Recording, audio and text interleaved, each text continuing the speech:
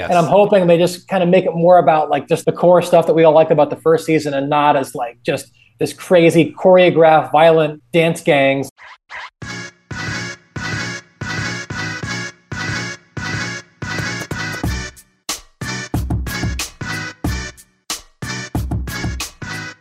When it comes to podcasting, there are some people that are just really, really fun to talk to. Now, we're 340 some episodes into the show, and everyone who has ever been on knows more than a thing or two about their respective field.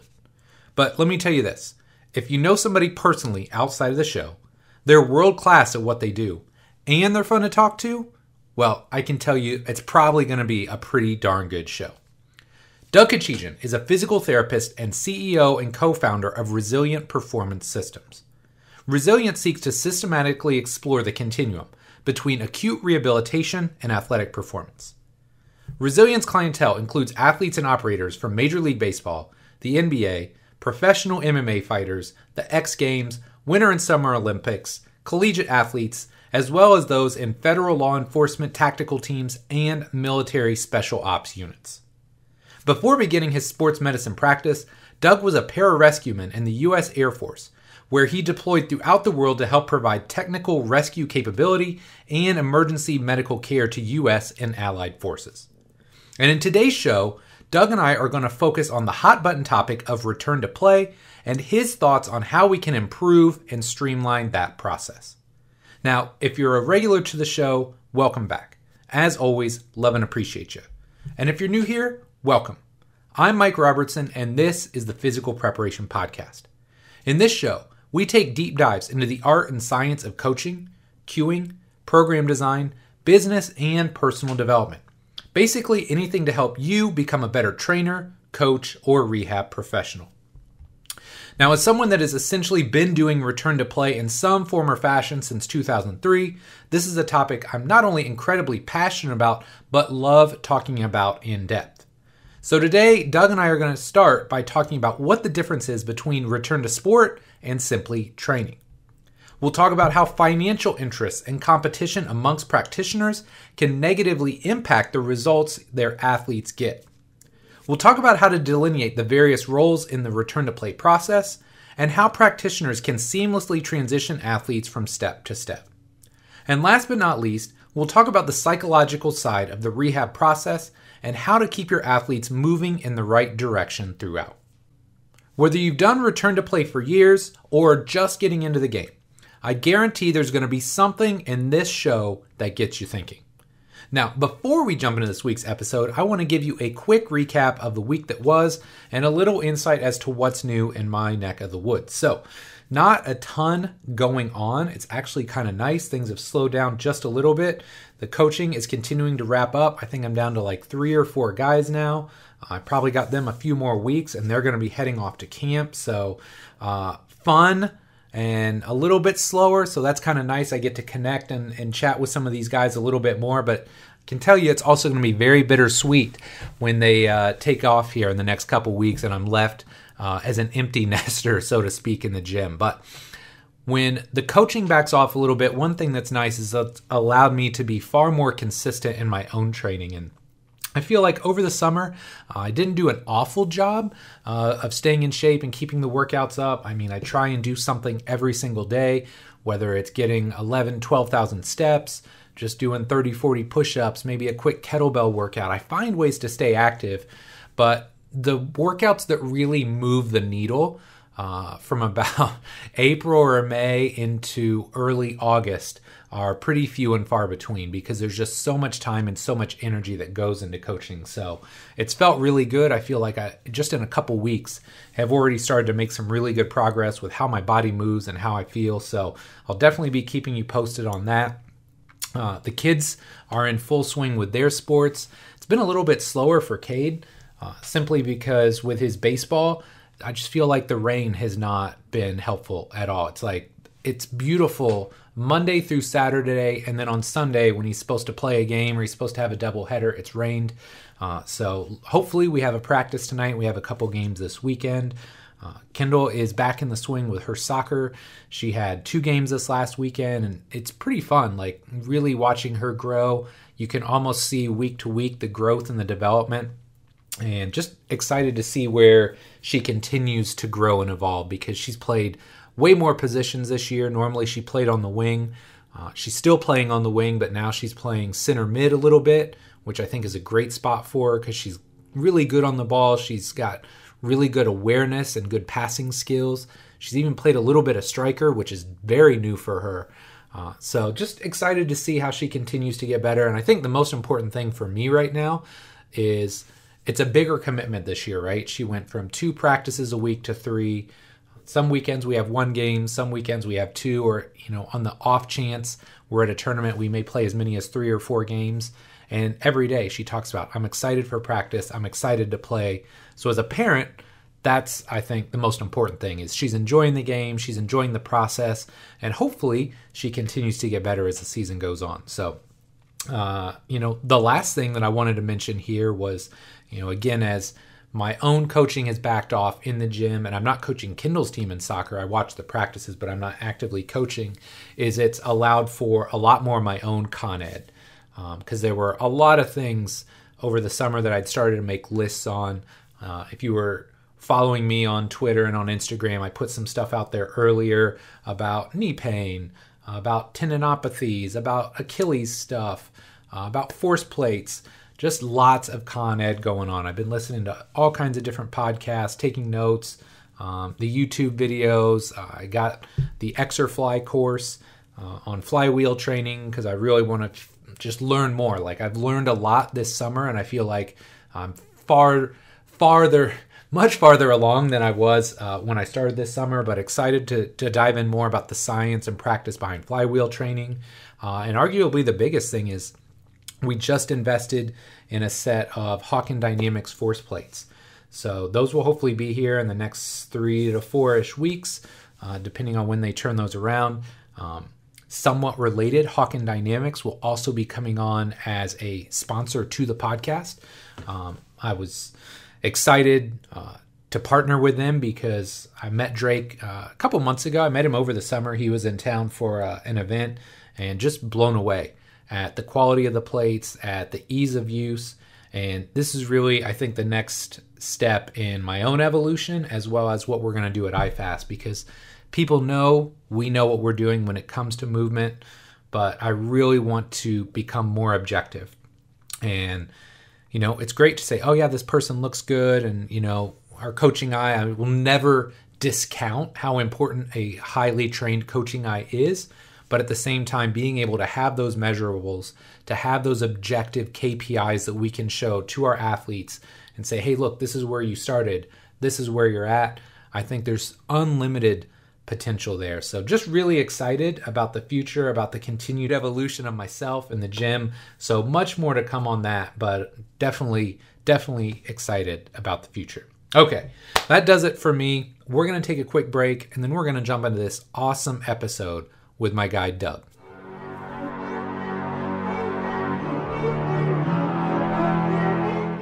Today's episode of the Physical Preparation Podcast is brought to you by Exerfly.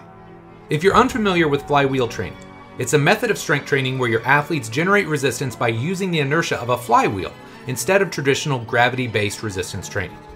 By accelerating and then decelerating a disc, your athletes generate resistance at all phases of the movement. This allows for high force training as well as eccentric overloading without the need for crazy heavy weights. I first got interested in flywheel training because I wanted my athletes to be better prepared for sport. Standard free weight training is great for the early preparatory phases, but I wanted something that could improve the rate of force development in both the concentric and eccentric phases of the lift. Most importantly, I wanted to make sure my athletes were prepared for those eccentric forces that they'll encounter in sports. And with their motorized technology, the Exerfly allows you to increase the eccentric phase of the lift from anywhere from 1 up to 80%. The biggest objection I had early on was learning a new piece of tech or equipment. After all, sometimes these things sound great, but really aren't all that functional, or they take forever to figure out. But luckily, if you take the time to watch a few short videos and experiment a little bit, you'll be using the Exerfly like a pro in no time.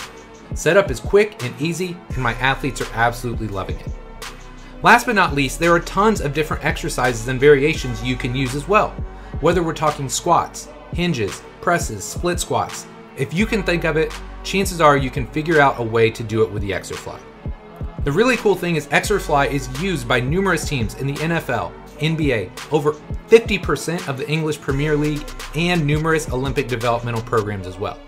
Now, as a small business owner, I normally think, hey, this is way outside of my budget, I can't afford it, because we all know in a small business, every penny counts. But Xerfly has you covered there as well. They offer 36-month interest-free financing, so you can get started ASAP with your training and pay as you go. And when you factor in a 30-day money-back guarantee, 2-year warranty, and free shipping, I really believe this is a solid investment. Look, the bottom line is this. If I don't really love something, I'm not going to promote it on my show. I love my Xerfly, the results I'm getting with it, and I think you will as well. To learn more, head over to Xerfly.com so you can start building some savage athletic beasts in your gym. Again, that's Xerfly.com. Doug, man, thanks so much for coming back on the show here today. Really excited to have you on. Could you start by just telling us a little bit about yourself? Yeah, I mean, I guess I'll make this part quick so we can get into the fun part. But yeah, I'm a private practice physical therapist at Resilient Performance Physical Therapy. So started that in 2015 at this point with my friends and not classmates, but they were in the same PT program as me at New York, Greg Spatz and Trevor Rappa. And since then, we started out in New York, and now we have a location in New Jersey, one in Connecticut, which is my garage, actually. just trying to grow the team. So now we're up to. It started out as the 3 of us, and now we have between full and part time 4 people in New York, 4 people in New Jersey, and then I split time between New York and Connecticut. So the 1 person in Connecticut is me. I'm also one of the 4 in New York, and yeah, kind of like you.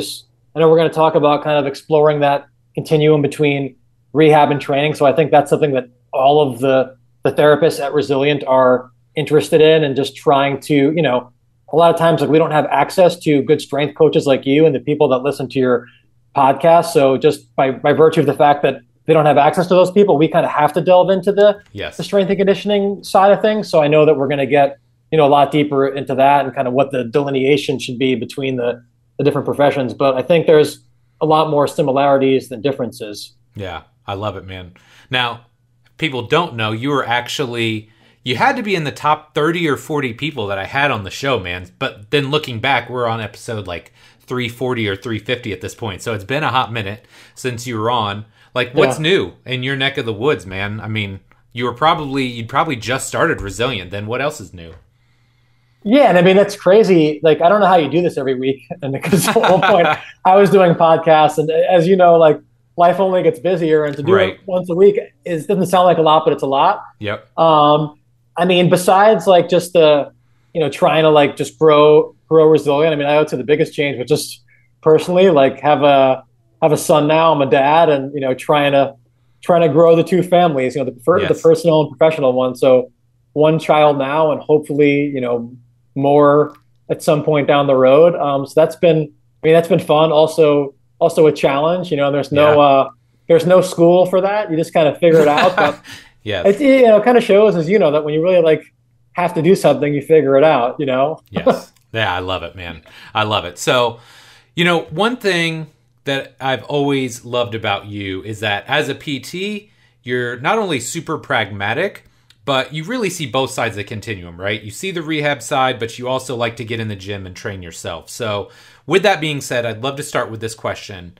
What is fundamentally different about return to sport versus just regular old get in the gym training? Well, so I don't think there's actually that many differences. I think the differences are overstated. I mean, the biggest difference that we have to all respect is like the legality of it. So, whatever it is, if it's typically state law, will say like, okay, if somebody has like a medical condition where they're in pain or they're coming off of surgery, different types of treatments are sort of designated for certain people who have the educational background or training. So that's one thing. But beyond that, I mean, I don't think that there's fundamentally much of a difference when you consider that if you're working with let's just make it like simple and say we're working with an athlete. If you're working with an athlete that's coming off a surgery, and let's just say it's like a soccer player, like at the end of that rehab, they have to be prepared for the sport. And so whether you're like quote unquote rehabbing an athlete or training an athlete, like from a preparation standpoint, you're looking at what are the demands of the game, you're working backwards, and you're trying to prepare that athlete to be able to meet at least the physical demands of the game, right? I mean, we can get into at what point does sort of strength and conditioning become sport coaching and technical, but I think like Sure. we can mainly agree that like at least as far as like physical therapists and strength and conditioning coaches or trainers, you at least have to have like the physical dimensions of the game covered. And so if we can agree on that, then whether the athlete is training or rehabbing, they have to meet those physical demands of the game. So then I think trainers and physical therapists should both need to know how to do that. Now, depending on the environment you work in, like in an outpatient orthopedic setting, like I mentioned to you, earlier on, like I don't always have access to the strength coaches and personal trainers, right? And maybe just because of the financial situation, maybe the athlete doesn't either, and because their insurance is covering their rehabilitation, like the only quote unquote training they're going to get is with me, which is like their end stage rehab. Right. So I kind of need to know the whole continuum, but there's also plenty of strength coaches or trainers who like they might get somebody, let's say it's like a high school strength and conditioning coach. They get somebody who's been kicked out of ACL rehab after 3 months because the insurance cut them off and the visits aren't being covered. At 3 months, somebody is not adequately prepared. So like, the end stage needs to look the same. And I would say the terminal part of that preparation looks the same. The only difference is the legality, and maybe like very acutely, because you have tissue healing and pain, that's a constraint that might alter what you do initially. And all that's really going to change is, when you have to respect tissue healing times and pain, you have things like swelling to manage, maybe like the very low level, like, active and passive range of motion, like low level motor control is going to be altered. But once you restore that, it's really the same thing. And I think when people say that they're fundamentally different, a lot of times you have to look. I'm a cynical person. I'm always like, what is their agenda? Right. And typically the agenda is, I think that, I've dealt with this on both ends. Like as a physical therapist, I've seen other professions try to prevent physical therapists from trying to do things. And they always say it's because physical therapists can't do it. It's not safe. Typically it's because they have a financial interest in monopolizing a certain intervention or scope of practice, and they don't like competition. And I've also seen physical therapists because I've gotten emails from my professional body, and it's like, hey, sign this petition to block, strength and conditioning coaches or athletic trainers from doing X intervention, which might be something that looks like manual therapy. So it works both ways, but ultimately it's like you either are competent to do these things and progress the athlete from point A to point B, or you're not. And I think that for the athlete's sake, having competition is good as long as no one's violating the law. I think that outside of that, really like that constraint of there's initial pain and tissue healing that has to be respected. It's really like kind of the same thing. And if I had an apprentice that was a strength coach and they like did an internship, like after a couple of months, like I could teach them how to do low level rehab. It doesn't mean that the law would allow them to do it, but it's not really as mystical as people make it. We just like to protect these things because we don't want other people kind of breaking into our market share. So I think if I'm being honest, that's the biggest reason why these things are so differentiated and overstated. And I'm sure we're going to have people that would disagree with me in my field, sure, and even good faith people, but that's kind of how I see it, if I'm being honest. Yeah. No, I agree. And like one of the things that we've always done at IFAST, because especially when Bill was taking PT students regularly, we'd have a lot of people that would apply for our strength and conditioning internship, but they're like, but I just want to hang out with Bill. I'm like, okay, that's cool. But like, you got to learn how to be, if you're going to do this side of it, or you want to understand this side, like buy into this side of it, right? Spend the 3.5 months becoming a great coach. So that way, when you go, and if you are going to go to physical therapy school and do a rotation and all that, when you come out, now you understand both ends of the spectrum far, far greater than if you just did the PT side alone. I 100% agree with that. And I mean, let's say somebody in that situation is like, they're intent on like, I'm going to go to physical therapy school. And before physical therapy school, they have the option of shadowing a strength coach or a physical therapist. they're going to be much better off in the long run having shadowed that strength coach, because in physical therapy school, there's like pretty much a year allotted for you to Yes. follow a physical therapist. Now, if you're not sure, if you're on the fence, then it makes sense to maybe be exposed to both. But if you're like, Sure. I'm definitely going to physical therapy school, like you may as well. I mean, obviously, you might get a clinical rotation in physical therapy school where you're shadowing someone who's kind of knowledgeable about that whole continuum. But there's a good chance you won't. And you like Yeah. maybe if you didn't have that strength and conditioning experience, you may never be exposed to somebody who does that. And now you're going to be lacking that part of the continuum because you weren't exposed to it. So like I know, I did strength and conditioning internships before PT school. I did one at Cressy's, did one at Hofstra University with the football team there, and like I think it's made me a lot better. And I always, oftentimes, no matter how much more I learn, I go back to like what are the basics that I learned like very early on. And you really, the more you do, the more you appreciate like how effective those things are if you actually do them. Yeah, for sure. Okay, so this is kind of a random thought, but I would love to hear your thoughts on return to play versus return to performance. This is something I hear people talking a lot about now. Is this a real thing or just like semantic BS that people want to argue about on the internet? Yeah, and until you like sent me the email with the questions, I'm like I know I've heard of that distinction before, but obviously like if I had forgotten it, it probably wasn't that meaningful to me. I mean, I'm going to speculate about what I think that is, but I'm interested to hear like what your perception of it is. I would imagine that return to play is okay, like you got somebody where they're able to play, but maybe not at a high level, and return to performance is like they're actually able to perform. I mean, why would you rehab somebody that wasn't able to perform well, just be able to Right. play? So to me it kind of is semantics. It's like the goal is not to get somebody to like step on the field and like just get in a game and punch a ticket. The goal is like to make them confident and perform to the utmost of their capabilities. And I would say the goal should be, regardless of what semantics you buy into, the goal is have they met the physical demands of the game? So any limitation that they have is going to be more skill or technical, tactical, strategic based. Maybe the part of the preparation that you're not really responsible for. Yeah. But if you did your job, like they should be physically prepared. So I do really see it as more semantic because I think a lot of this stuff is like people kind of invent these a new language and new words to kind of just create like a niche in the field. But it's like Yes. you're ready or you're not. You can play or you can't. Yeah. So you can call it play performance, but to me, it's like you should be ready to play or perform well and at the level that the game demands, so that you don't have to worry about being, physically confident in your ability. Like that that's there, and now it's a matter of like, are you good at the sport? Yeah. No, I couldn't agree more. And I kind of thought it was semantics as well, but some people will say, well, return to play is just like when you're kind of getting back out there and you're not really ready to compete yet. And okay, I get that, but like you said, you should never feel physically unprepared, right? Like maybe you haven't hit a certain speed or you haven't done things live. But I mean, even at in-stage rehab, like there's a reactive element, right? Like you don't want to put them out there in this chaotic environment, right? Competing if they haven't Yeah. done some form of that in a more controlled environment in the gym first. Yeah, and there's some nuance here because anytime somebody is injured, I mean, and that's like where the ethics comes into it. It's kind of ultimately their choice. Like, you look at like where pro sports where there's a lot at stake, especially in terms of money. I mean, let's say it's like, game 7 of the NBA finals, and in game 6, somebody sprains their ankle. I mean, they might not be like ready to perform or play in like an optimal sense, but as long as they're okay with the risks of playing and there's like the importance of that game. So, like in a vacuum, yes, people should always be like ready to play, and be physically prepared.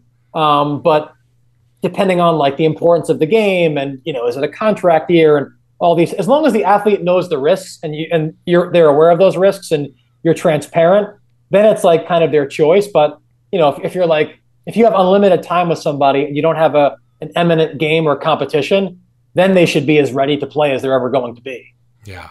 when there's no time constraints. That's a great answer. Yeah. And that's one thing I don't think most people understand is there's always context involved when it comes to Yeah. these situations, right? Like if you have a year to rehab somebody fully, okay, that's great. And if, it's a minor injury, but hey man, they got to play like tomorrow. What can we do to get them ready? And they're okay with the risks. That's, again, like you said, that's such a great point and distinction to make. So, yeah, and is it in season? You know what I mean? If it's like if somebody like a football player pulls their hamstring in season, but it's like a grade 1, they might still feel a little bit of a tug, but it doesn't mean they can't necessarily play in the next game again. That's where you get into I think with like the in season situation, it's a little bit more gray, but I'm talking about just like, if it's someone's coming off a surgery and, you're not trying to rush them back, then it's like, why would you only prepare them like 75% and not right. all the way? Exactly. Exactly. Okay. So I realize this is going to be a loaded question, and we'll probably break it up into a few different segments, but I want to kind of throw it all out there first. So when it comes to getting back on the field, who should be doing what, right? You got your PT, your strength coach, you got all these different people. Who should be doing what? And then how do we go about sharing the responsibility across multiple practitioners who typically have totally different backgrounds? Yeah, I mean, so we kind of touched on it a little bit earlier, but I don't think that it actually matters as long as you're not violating any laws and operating outside your scope of practice. But in terms of who should be doing what, once you account for the law, I mean, to me, the answer is whoever's like competent at doing the thing that needs to be done, right? Yeah. So, I mean, that like, depending on the environment you work in, like one of the things that I enjoy, people kind of romanticize like working in like high level sports because, they think you get to like control everything. But as you know, you kind of like don't get to control everything in pro Right. sports. One of the nice things about working in like outpatient orthopedic physical therapy is 90% of the time, if I'm working with an injured person, like I get to do everything, which is like kind of fun. Yes.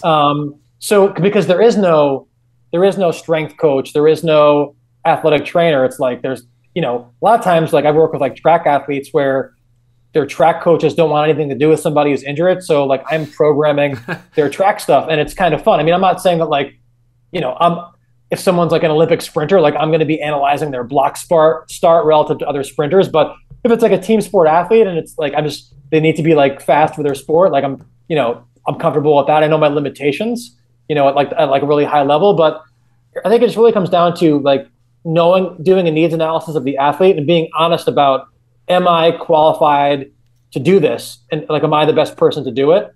And that could be the physical therapist. It could be the strength coach. I think the bigger thing is just, are you being transparent about the whole thing? And like, is everybody being honest about what they can do competently and safely and what they can't do? And just having some kind of like a prearranged agreement about who's doing what. So that's going to matter more in a team setting. In a traditional outpatient orthopedic setting, it doesn't matter as much because there's just the physical therapist. But like in a team setting, like as long as they have that conversation, it doesn't like really matter who's doing what, as long as those buckets are, and those needs are being checked and those buckets are being filled.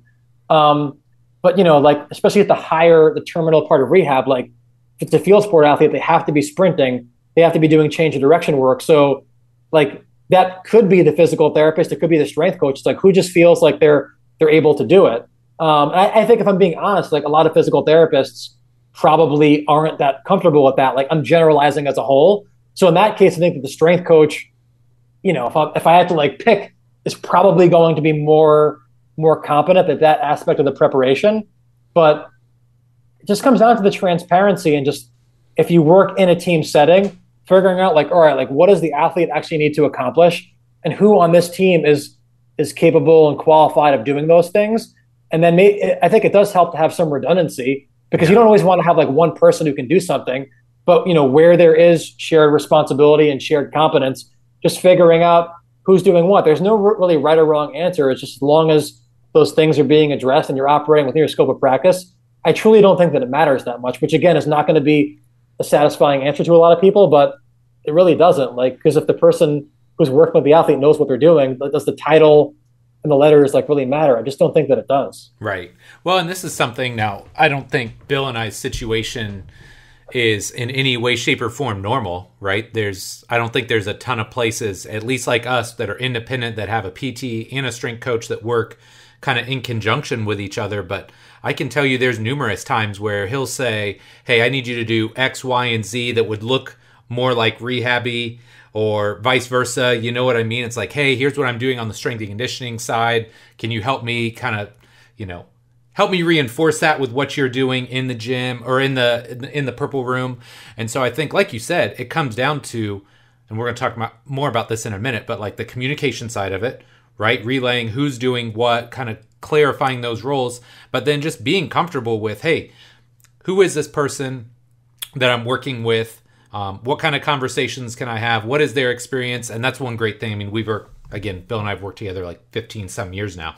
So it makes it a little bit easier for us to have those discussions. But if you can have these open and honest discussions about what the person needs, who's comfortable taking the lead in each kind of environment or scenario, it makes the entire process that much smoother. Yeah, and I think that, in an ideal world, unlimited resources of personnel, this is why like pro teams have a performance director, because it helps to have someone who's like kind of the conductor of the orchestra and a little bit more hands off, who can say, okay, because, if you don't have that person, which a lot of organizations don't have that, then who gets to decide who does what? Because, right. There's always like kind of an implicit hierarchy.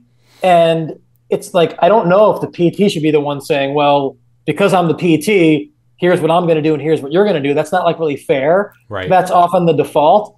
So if you have that director, that conductor of the orchestra type role, then it takes kind of that like the political and the emotional awkwardness out of it, where it's like, look, this is, and because they're a little bit more hands off, they're not as emotionally attached to like their identity as the strength coach or the PT. Yes. So they can say, look, I recognize how arbitrary these professions are and these boundaries are, but because I'm the director, like here's where physical therapy ends and training and strength and conditioning begins, and here's what each person is going to do. I recognize that you might have overlapping skill sets, but just for the sake of efficiency and just to have a standard operating procedure, like kind of here's how it's going to be. When you don't have that director, there could be a little bit more friction as to how those roles are defined. But again, a lot of organizations don't have the resources that like a pro or like a high level collegiate team will have. But I think that's why you're seeing a lot more teams like have a director, because it just helps to have someone who's like more hands off from like a clinical care standpoint, and is really more like big picture oriented. Yeah. Well, and like you alluded to, number one, there's a level of objectivity there, right? They're not going to be as emotionally attached as the person that's working with somebody every day. It also removes the ego from the equation, right? Because you know as well as I do, at a high enough level, and I'm guilty of this, like everybody has some level of ego, right? Mm-hmm. We all think we can do something, but when you have somebody that's objective and can say kind of take a step back and say very clearly, I think this person is best up to this point, at which point we're going to switch to this other practitioner. It just makes everything a lot easier.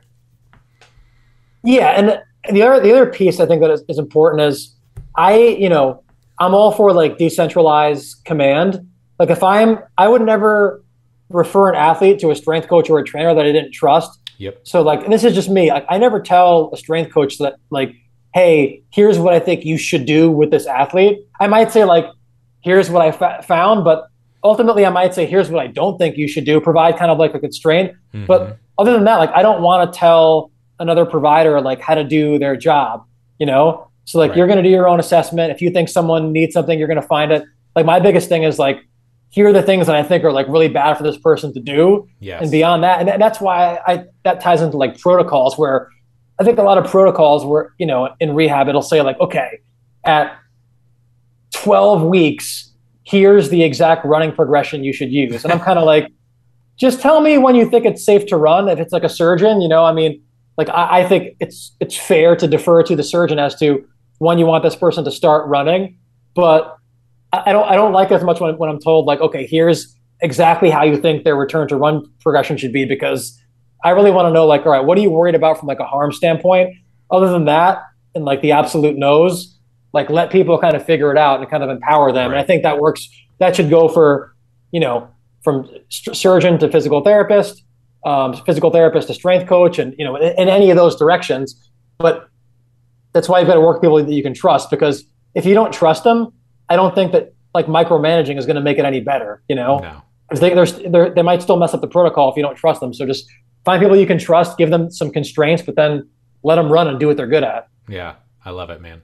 Okay, so let's talk a little bit more about communication, because I feel like It's definitely something we've done a better job of in the last 5 to 10 years. Remember, 10 years ago, we were talking about silos and, the strength guys have their little space and the PT guys have their space. But in your opinion, how do you go about getting and then keeping everybody on the same page from a communication perspective? Yeah, luckily, I don't have to do a ton of it where I am just because I don't work like for a team. Typically the communication that I'll do is more with like physicians. And if an athlete wants, like if they do work with an outside person, then I'll communicate with that person. I think the biggest thing, no matter what level you're at, who you're communicating with, is just transparency. And you mentioned the ego piece. Like, I truly do not care who helps the athlete. Like, sometimes I'm not the best person for them to work with. I just want them to get better. But I think a lot of times, like, we want to be the reason why an athlete succeeds. So that's kind of where the ego piece comes in. But I think it really comes down to the communication is not doing things on the fly, because if you don't have standard operating procedures and clear boundaries, and again, the boundaries are arbitrary. Like, it doesn't matter where they are, but I think it's helpful for the different stakeholders to know what their role is, because if they don't know, most people are going to be overzealous and try to do too much. Yep. Because again, they want to be the reason why somebody succeeds. And then inadvertently, they might be stepping on somebody's toes without actually that being their intent. So I think you need to have an ongoing communication loop. You have to have communication on the front end where, like, all right, here are the roles, like, and then, hey, are these roles clear? If they're not clear, let's hash them out. And then even when the roles are clear, just have those continual conversations at various points, especially during those transition periods where it's like, okay, let's say an organization deems that at 3 months after an ACL surgery is when it becomes kind of the strength coach's domain. Well, that's when you have to have a lot more communication. That's when they're being handed over. Yes. So it's just like identify those key friction points, kind of like, really beef up the communication then, and then just have communication on the front end so people know what their roles and responsibilities are. But also knowing that if, like, say, a strength coach does inherit an athlete at 3 months, that the physical therapist who just worked with the athlete for the last 3 months is still a resource, and the strength coach doesn't have to feel awkward about going to them in the early part of that transition and just saying, hey, do you have any guidance here, or what are your thoughts? And just, that's where I think it just helps to be part of a team where everybody respects one another, because then you're going to be more likely to ask those questions and not be ashamed to, make it about you, or like make it a shame to show that you might not be comfortable with something. Dude, it's such a great point. And so I want to come back to this idea. I love your idea of not telling somebody what to do and just giving them constraints. I think that's fabulous. I think one other thing that's really important when there's these transitions between practitioners is, okay, you give them constraints, but one of the things I always try and do is express my intention with where I'm at.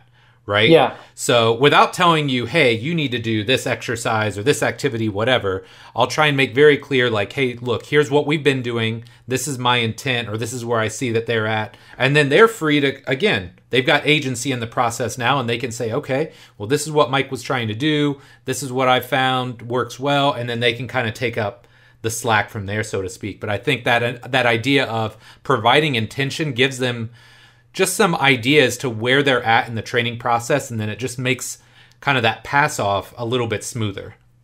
Yeah. I think a good exercise to do for this, like a thought exercise, is imagine, like, if you didn't know the person's background or you couldn't talk to anybody else. Like, if you, as a strength coach, if somebody came in and, like, their knee was swollen and they couldn't walk, right? And they weren't allowed to talk until they had ACL surgery, but they were like, they could say, hey, like, I'm a professional soccer player. You'd be like, well, you like can't even walk. So, like, what are you doing here? And it's kind of like, but similarly, if you got that athlete at 3 months when maybe they're starting to get symmetrical strength, limb to limb, but they hadn't started running yet, like, you do your assessment and you'd be like, oh, like, you haven't run in 3 months.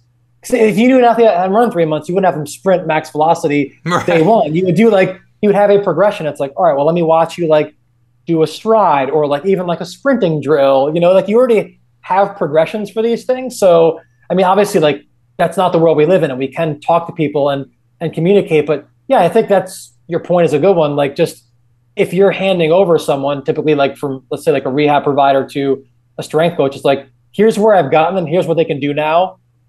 They haven't done their running progression yet, or their change of direction progression yet. They're stronger than where they were, 3 months ago, but I still think that they're lacking some quad strength side to side. As long as you tell them like what the big rocks are, like let them figure out how to do it. But they should also kind of do their own assessment. And if someone doesn't run in 3 months, it'll be pretty apparent that like, yeah, they haven't run in 3 months, Right. They need some work. Yeah. They'll tell you, I just feel like I don't feel comfortable running right now. Yeah. And then you're going to have to go through your progression anyway. Yes. Okay. Yeah. So this is actually going to go kind of seamlessly into my next question. And I'll be honest, I'm not sure I know exactly where I feel in this regard, but I do think we need some KPIs and some objective criteria to help us streamline this return to play, return to sport process. Now, on the flip side of that, I also realize it makes absolutely zero sense to just needlessly track metrics without looking at subjective criteria as well. So I'd love to know, what are your thoughts on this? And how do we go about blending the subjective with the objective to create a more seamless and integrated return to play process? Yeah, so I mean, you need to collect some objective data to calibrate your coaching eye and to keep yourself honest. So I'm conceding that right away, so people aren't like, oh, this guy is like anti-testing. But I also think that sometimes like testing can detract from your training or from your rehab. I mean, I would make the case that if you have like a separate testing day and you're just totally surprised by the results of that, that's a failure of your process, because it's like, okay, I mean, I think that like there is, especially early on in rehab, like it is important to like actually test isolated quad strength, because there's only so many movements you can do that truly isolate the quad, and right. People can cheat and they can look good to your eye, but you don't know that their quad's deficient unless you like actually test that. But then again, I have a leg extension machine in my clinic. So even like very early on, like I don't have people do full range, leg extensions unilaterally, but I might have them do like an iso hold, where they're pretty much at their whatever maximum degree of flexion they have, where there's like very little ACL stress. And I'll be like, okay, like hold whatever weight you can hold for, 40 to 60 seconds. So even in my rehab, I'm already gathering objective data, because I know that, okay, like on the right side, the person can do 30 pounds for 40 seconds. On the left side, they can do the whole rack, right? There's right. So like I shouldn't be that surprised when a month later I test their quad strength on whatever device is a little bit more kind of official looking, and I get a result, because I should be tracking those things. So, and the thing with testing is like, where do you draw the line? At a certain point, you can only have so many assessments in your test. So is it quad strength? Is it, some kind of a unilateral exercise? Is it a hop test? After a while, when you take all those things, it actually looks like your training process or your rehab process, because you're already doing all those things. So like as part of my, at 3 months, like we're doing strength exercises, unilateral and bilateral, that we can, I mean, I'm not using a force plate necessarily, but like you can track how much weight they're using. We're doing plyos, we're doing bilateral plyos, unilateral plyos. So like for the most part, I'm using my eye, but I'm also looking at so many different things that like typically that's going to reveal the deficiencies, because I don't want to have to rely on my eye. I have so many different things that I'm doing throughout that process that typically it's going to reveal an inadequacy.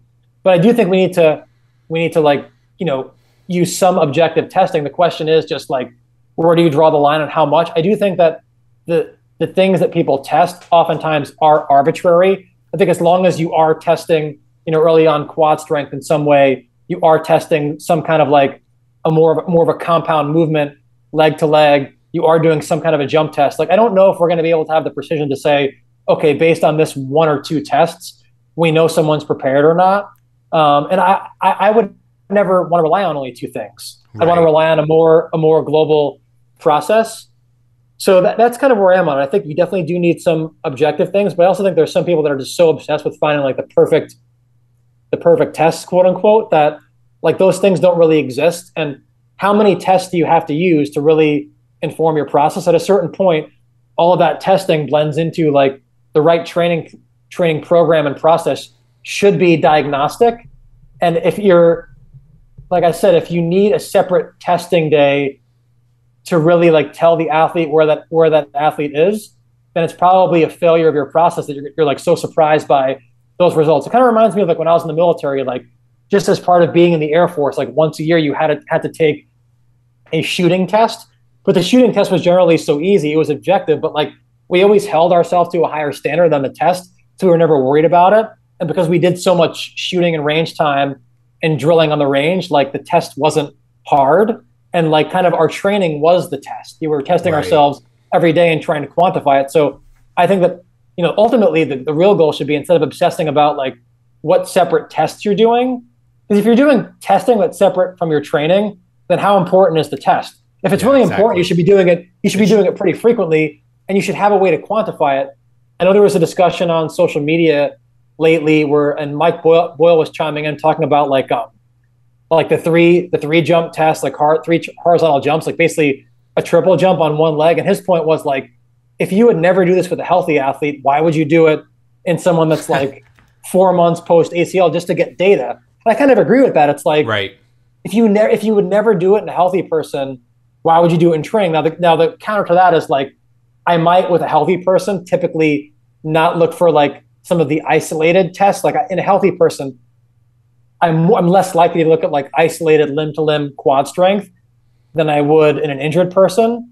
But yeah, I mean, like I'm typically not doing like triple jump stuff with healthy people that never do. And first of all, like if they've never done it before, you're going to be like, okay, you're 4 months post-op. Like, let's do a warm up. Here's how to do this test. Now I want you to do it at max effort for the first time in your life. Right. So I think sometimes we become so obsessed with data that we're like, well, we've got to do this like triple jump test. But like, if they've literally never done it at max effort, why would you do it when you're not confident they're at 100% for the first time? Like that to me is insane, right?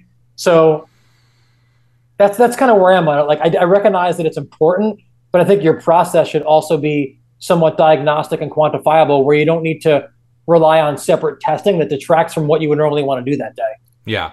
So one of the things that I always tell my athletes that are going through like a more extended rehab process, whether it's an ACL, an Achilles, is that there should be no point in your process, right? In the rehab or training process, whatever you want to call it, where you're legitimately scared to do something, right? So imagine being 4 months post-op, you've never done this triple jump on your affected leg, and now you got to do it for a max effort, like you said, right? Like that would be scary. That would be scary because you are legitimately wondering, could I re-injure myself?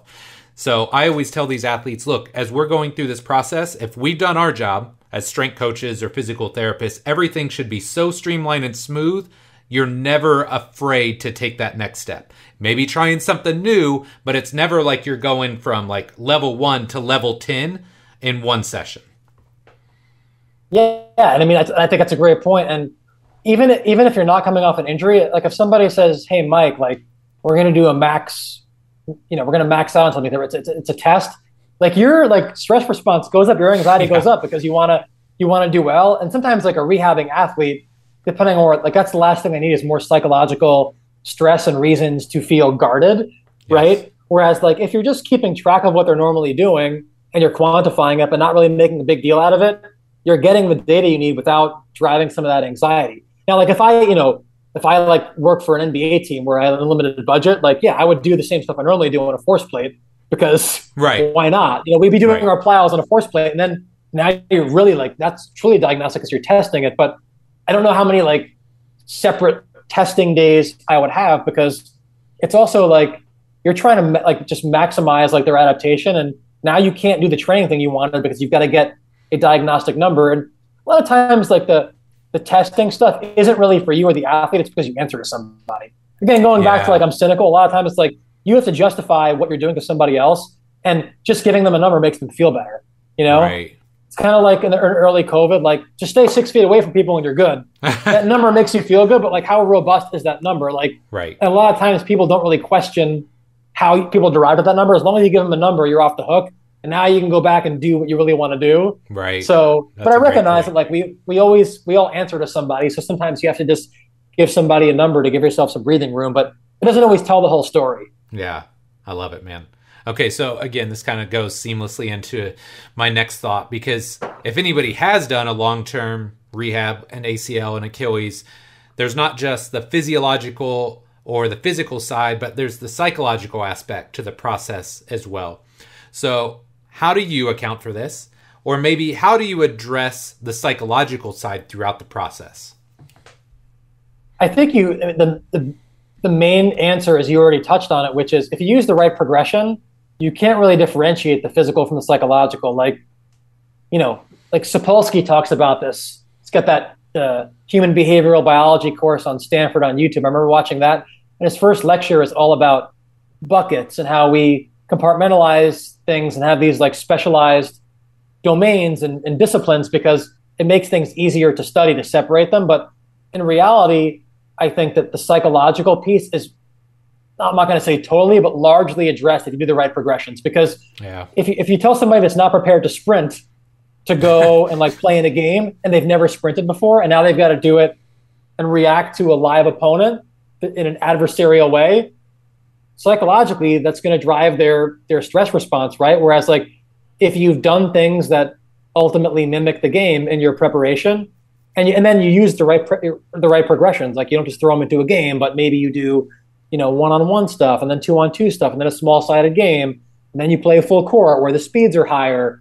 Like you can control all these variables so that, like you said, if you're doing it right, they should never really have that much anxiety about the next step because they've kind of mastered or excelled at the previous step. You're like, and you go to the next step and it's a small jump. It's not a big jump. If you do big jumps, that's when people, I think psychologically kind of like are guarded and shut down. I think there's a place for some of those like separate psychological questionnaires because that can give you a number on where the athlete feels psychologically, and it's something that you can track over time. But you also know by watching the athlete and working with them multiple days a week, like what their confidence level is, because you can see the inhibition. And also doing a physical test is going to tell you, like, if they're not demonstrating quantifiable output on the injured side, then they're either physically incapable of it or they're physically capable of it, but they're psychologically inhibited. And maybe that's where now you've got to do something that's quote unquote more psychological and address that separately. But a lot of times, like even if someone's like changing direction and you watch them and it looks like they're more guarded on that one side, a lot of times you can attribute that to when you do your strength testing, or if you're tracking the right strength exercises as part of your process. It's like, yeah, well, they're deficient on that quad, on the injured side by 40%. So they're not going to be able to break and have the same output. And they're going to be guarded on that side because they don't have the physical qualities to allow them to demonstrate that skill properly. And then it's going to manifest psychologically. So I think they're very, very intertwined. And I think that if you do the right progression, you're like, 80% of the way there without having to do separate psychological stuff. But I see it all the time where just athletes were under rehab and now they have anxiety about going back to playing. And a lot of times that anxiety is protective. Like they should have it because they're actually not ready to play. Yeah. Dude, such a great point. Yeah, because so much of this stuff is like, it's so much easier said than done. Like I'm making it sound like it's simple. I know. But like even communication, it's like, be transparent, don't have an ego. That's easier said than done. Yeah. Communication is like, it's when it's abstract and you're not like in the thick of it, you're not dealing with other human beings. It's very easy to talk about how human beings should communicate. It's very easy to talk about like, oh yeah, like as long as you do the right progression, then the psychological part's easy. But what is the right progression? Like that's the hard part. It's like, yeah, but if you do it in theory correctly, then psychologically you've addressed a huge part of it. Yeah. Well, and I mean, there's the levels of buy-in from the athlete, trust from the athlete. Like there's so many levels to that. And like you said, if you check every one of those boxes, it should be seamless and easy. But like you said, it's just not always the case, right? It's not. Yeah. Okay. So we said up top, it's been a few years since you've been on the show, but I love your thought process. I love how you're always thinking about things. So I'm really curious. What's been the biggest shift in your mindset or in your approach since we last spoke? Like in the last 4 or 5 years, what's changed or how have you evolved? Well, Definitely a little bit more from a rehab standpoint, a little bit more respect for, for a while, like the open chain, like leg stuff, quad stuff was poo-pooed.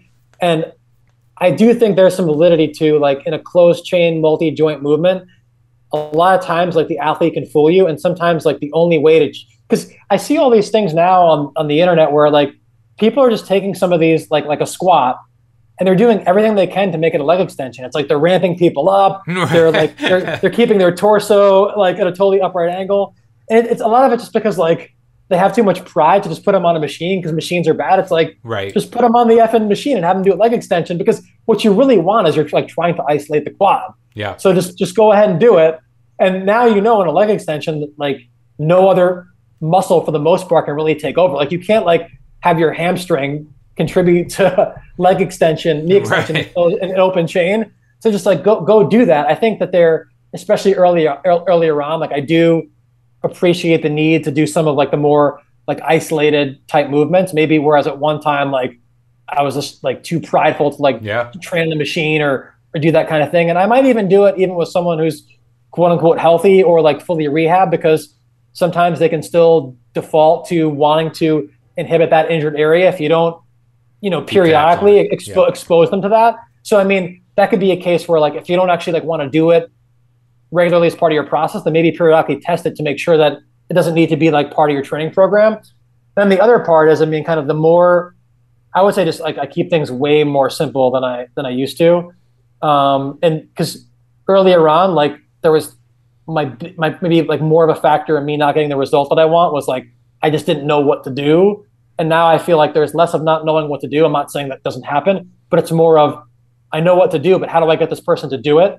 And the human part is the hardest part. It's like, Yes. I mean, even like you look at like from a public health standpoint, like there's a lot of things that if you could get people to do very simple things, there would be a lot less public health problems. But it's hard to get people to do simple things. I mean, look at sleep. It's like we don't need more research on sleep to show how important it is, but getting to sleep and getting adequate sleep and doing the right thing from a sleep hygiene standpoint is difficult because we all have competing demands, and we like I'm guilty of it. I mean, people could say like, "Oh, don't look at your phone within an hour before bed." I can't remember the last time I didn't look at my phone an hour before bed. Yeah. Right? Like, can you? Yeah. And No, it's hard. we're the ones that are teaching people to do this stuff, so it's hard. I mean, I think just and from a compliance standpoint, the simpler that I can make things, the better. And a lot of times earlier on, like I wanted to show people maybe how smart I was, so I might have like chased complexity for its own sake. And now, like the simpler that I can make things, like that's what I'm after, because I know that if I give somebody something that's very esoteric,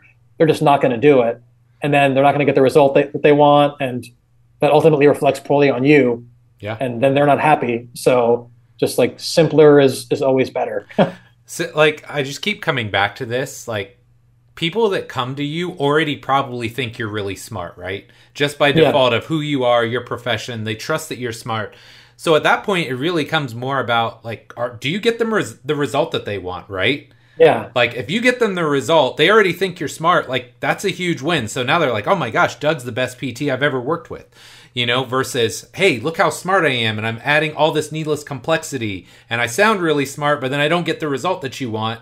Now there's the disconnect, right? It's like, I think one of the sure signs of somebody that does this long enough is just this constant pruning, right? Of their methods and their strategies to really like peel back. Okay, what is the most impactful stuff I can do in every environment, every scenario?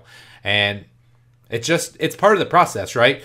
There's novelty for a long time, right? Because when you start, it's wherever you're starting, right? Like squatting, benching, deadlifting, whatever your skill set is. You add a whole bunch of stuff and novelty for 5, 10, 15 years. And then I think after that, it's just like, hey, what of this like just doesn't move the needle? And what is left that's really impactful and that I need to like really focus in on?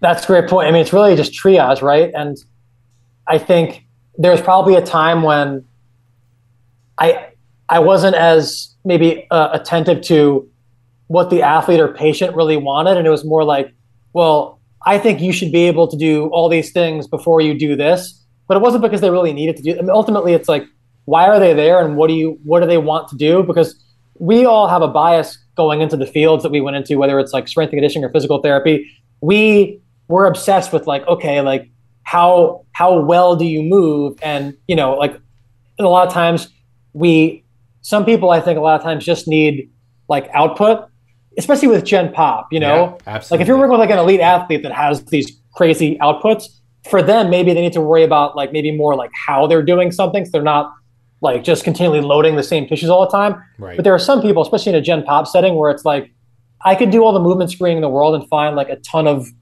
what one might deem flaws. And I could chase that forever. And they're probably, you know, not move the needle very much. But if their goal is to do something very simple, maybe just getting them some output, even if it's not with like a strategy that I would deem to be like perfect or optimal. Just like, because if it's going to help them achieve their goal and live the life they want, like who am I to tell them how they should do things and how they should move, right? It's like, yeah, just go do some whatever low level aerobic work you want, like, you know, 3 days a week for this duration, and maybe do a couple of general strength exercises. And like, that's going to move the needle to help you achieve your goal more than me putting you through this very complicated process, which is maybe something that I care about for myself, but actually doesn't really matter to you. And you never did in your life before you met me. So like, if I don't have to make you do it now, why would I make you do it now if you never did it? We're never interested in it, you know? Right. I love it, man. All right. I know we're up against the clock here. You got some patients coming in. So last but not least, we got our lightning round. Super excited for this one because we know each other. And man, I want to hear your answers to these. So number one, greatest 80s movie of all time. The original Top Gun. Yeah, hard to argue. All right, number two, favorite 80s band. Van Halen. Okay, see, I love how this is going. Okay, number three, this is probably a little bit harder. How has becoming a father impacted you as a coach or clinician? It definitely makes you more patient, as you can probably attest to. Yes. And just like you can't reason with a baby.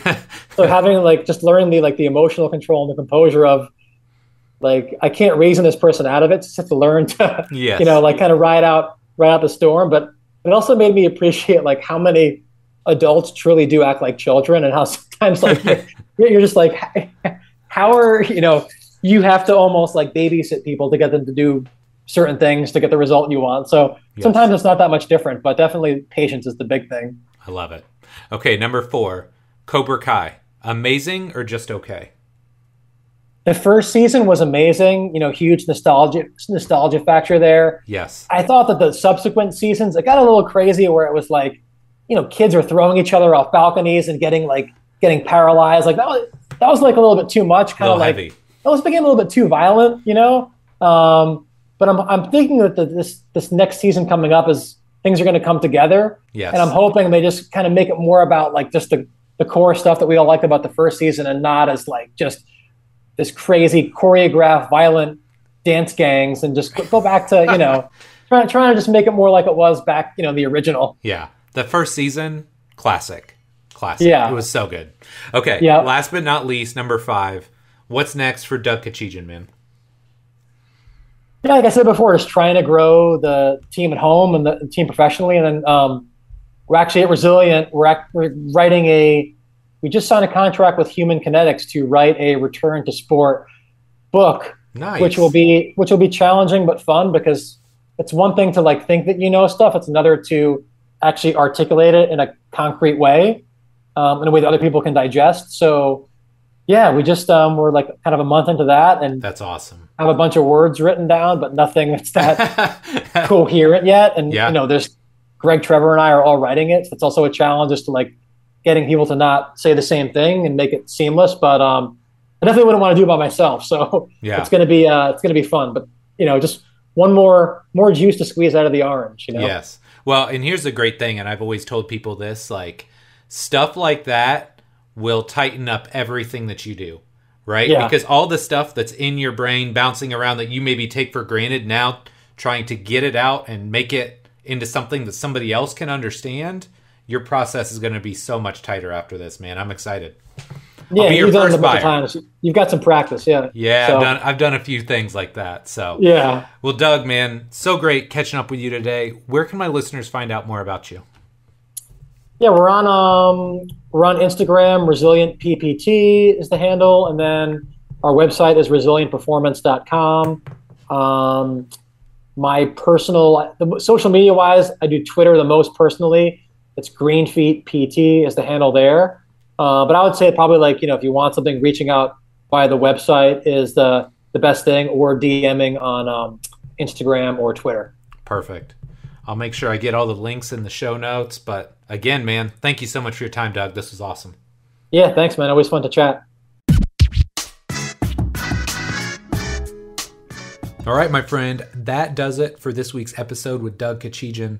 Really hope you enjoyed it. I mean, Doug is just so much fun to talk to, and obviously we could sit here and talk about 80s movies and music till we're blue in the face, but we just have such great conversations. I love the sections where, not just because I was talking about it, but talking about the intention behind the program, the communication side of Return to Play. I loved his thoughts where he was talking about just not necessarily telling somebody else what to do, but telling them, hey, these are the things I would definitely stay away from. And I think just, having some of these kind of behind the scenes discussions can really help advance our industry and hopefully streamline the return to play process, because so often as practitioners, we get territorial or, as he alluded to, sometimes it's a financial issue, like there's, financial interests involved or competitiveness involved. Man, at the end of the day, it should not be about us.